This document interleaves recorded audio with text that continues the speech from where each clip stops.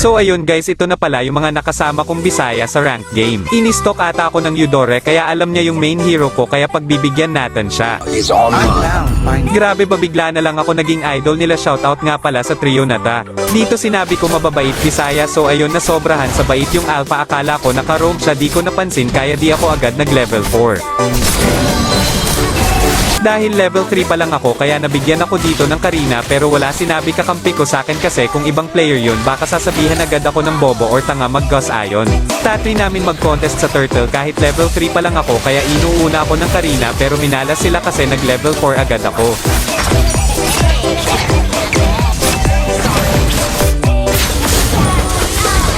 Panoorin nyo na lang mga mangyayari dahil magandang laban to dahil magaling din core ng kalaban.